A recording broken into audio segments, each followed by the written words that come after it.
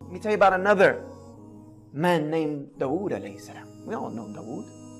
There was a woman at his time. Who used to do knitting. And she used to take that knitting every day to the market and sell it. And get food enough to feed her children for that day. One day she was on the way to the market and a bird came and swooped and took her knitting. She had nothing left to feed her children. So she went into Dawood alayhi salam and she confronted him. And she asked him, is Allah just or is Allah unjust? Is Allah just or is Allah unjust? And Dawood is thinking, what kind of question is this? And she told him what had happened, that I feed my children every day off the knitting that I make, and that's all I have. Today a bird who is acting off of his fitrah from Allah subhanahu wa ta'ala came and took this knitting and took it away. Now I have nothing to feed my children. So is Allah just or is He unjust? As she was saying this, some men came in with huge bags of gold and they dropped it in front of Dawood alayhi salam, and they were foreigners, they weren't known. And they said to Dawood, this is for you, for the sake of Allah, as sadaqah to whomever you think it should be distributed to.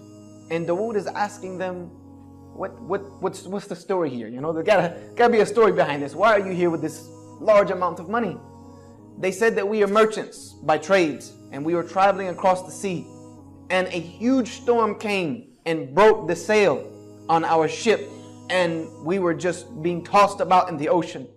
So we made dua to Allah that if He gets us out of this predicament, then we will donate everything on this ship for the sake of Him alone. At that moment, a bird came and dropped some yarn and materials and knitting that we were able to use to reconstruct our sail that brought us safely here to you. So here we are fulfilling our oath to Allah subhanahu wa ta'ala. Dawood alayhi salam looked at the woman and he asked her, is Allah just or is Allah unjust? You have a Rabb who is working for you on land and on sea.